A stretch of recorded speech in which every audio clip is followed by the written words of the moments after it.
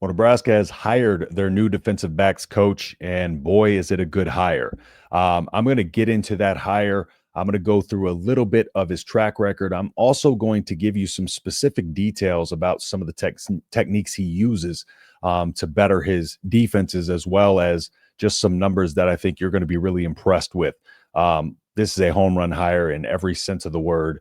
So before I dive into that, if you want to drop a like, leave a comment, let me know what you think. Subscribe to the channel if you're new here, and if you like what I'm doing. Again, all the feedback, all the support lately, thank y'all so much. Again, I couldn't do this without y'all's support, so I really, really appreciate that. And without further ado, let's just dive into it. So just looking at a little bit of his track record, he played his college ball at South Carolina. Three-time academic honor roll, which is one of the aspects you love about him being a leader and just doing the right things. But became a student assistant and a GA graduate assistant in 2011 and then 2012. He went to Tusculum College 2013 to 2016, DB coach there, defensive coordinator. But there he mentored Cameron Thomas. Cameron Thomas is a name we know pretty well. And Cam led the South Atlantic Conference with 5 interceptions, 15 passes defended. And then he moved to Furman. He was the cornerback coach over at Furman. Furman ended up sharing the 2018 conference title. Then he moved over to Auburn, was an analyst there, and Gus Malzahn's assistant head coach over at Auburn. Coastal Carolina, the 11-1 season they had, he was a safeties coach there and helped them to that. Defense was very, very opportunistic there, and that's something you'll find out why in just a little bit. Third nationally, they had 16 interceptions on the season, so very, very opportunistic defense. At UCF, in 2021, he joined them as the defensive backs coach, became the DC in 2022.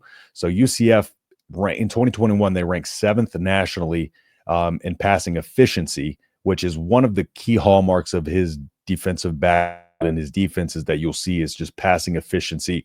And again, I'll give you a reason for why that is in just a little bit. UCF was 7th national in that, improvement of 97 spots over the previous year. So a big jump up in just his first season there as the defensive backs coach. They allowed 90 less passing yards per game. Again, just a big jump from the season before. And then later on, he was hired as the defensive coordinator in 2022. And led them to the fewest passing yards in the Big 12 per game in 2023. And that was a year that the Big 12 was pretty good. Led the Big 12 with 197 passing yards allowed per game, and that third in passing efficiency defensively, which is a trend. Very, very efficient on the defensive side of the ball and not allowing receptions and opportunistic turning the ball over. And the defense only gave up 12 touchdown passes that year. And that was the fewest UCF had allowed since 2001. So just in his short time there, did some really big time things at UCF.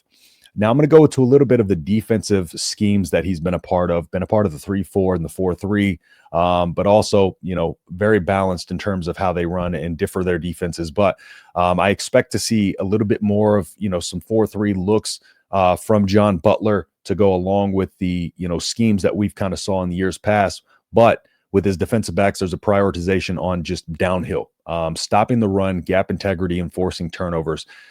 But the techniques that he goes into, and I kind of watched a couple of videos, and he talked about this, and I'm going to break down these actual techniques because this is something that is very important when it comes to coverage in terms of limiting penalties and explosive plays. So he quickly referenced the look and lean method and getting them over to the pinning the wrist technique on, especially deep balls. But the difference in those, I'm just going to break down the look and lean first. And that's really when you're sticky with your coverage and you got a hip to hip coverage, right? That you're just locking hip to hip, step for step with them. And you're going to kind of look back to the quarterback, kind of track the ball, and you're going to lean into the wide receiver just to disrupt their movement at the top of their body, usually shoulder, and really try to force them to that sideline because they have every right to the sideline as the receiver. But this can lead to a lot of penalties if not executed properly, and lead to a lot of receptions too in the short game as well. Now, the pinning the wrist technique is one that I love. It's more aggressive in terms of technique. Basically, what it is the defensive back is going to focus more on watching the hand to prevent them from securing the ball, and as opposed to looking back to the quarterback and tracking the ball, by focusing on the hands, you really watch that for timing. And, when the wide receiver goes to extend their arms, the DB is going to pin their wrist against their body, or force it away from the ball. Now, naturally, it's not with their hands. They're not going to grab, but it's going to be technique-wise with their body, where they try to redirect, restrict the hands in some way to disrupt their timing and their ability to go up and catch the ball.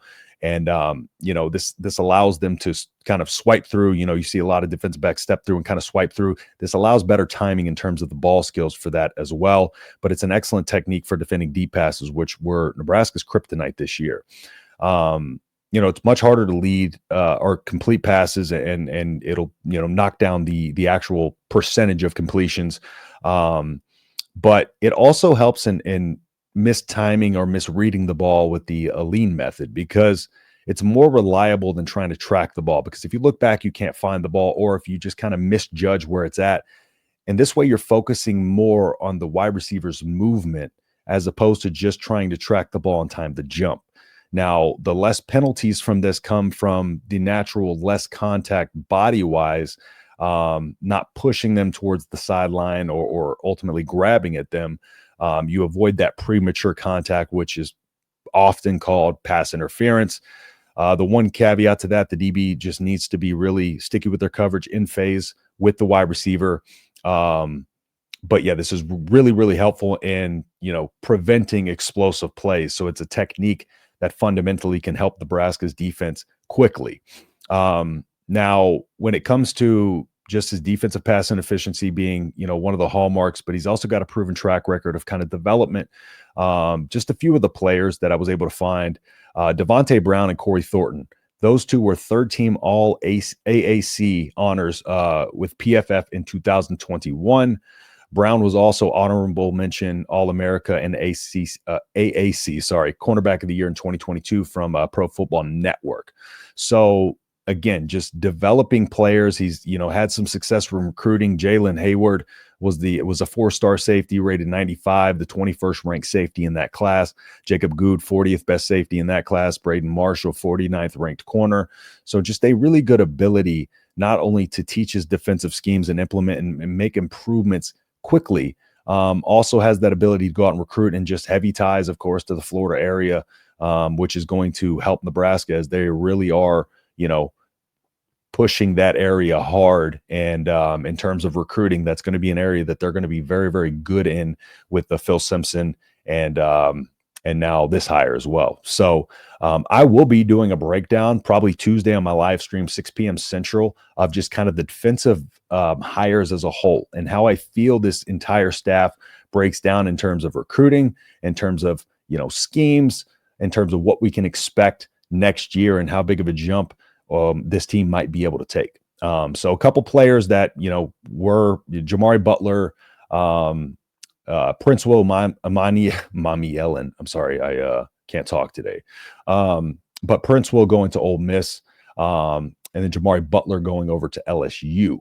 James Williams, I still expect to go over to follow Tony White to Florida State, but that'll be interesting to see, because it's kind of interesting that two of the players didn't follow him over there, and Prince Will's brother Princely did play at Ole Miss, for what that's worth as well. So, but yeah, if you'd like the breakdown here, please subscribe to stay tuned for all the latest and greatest. Drop a like on the video, really, really helps me out. And drop a comment; those help me out more than anything. And leave your thoughts, and I'll be responding to those as I usually do. So, with that being said, I'll see you in the next video. Peace.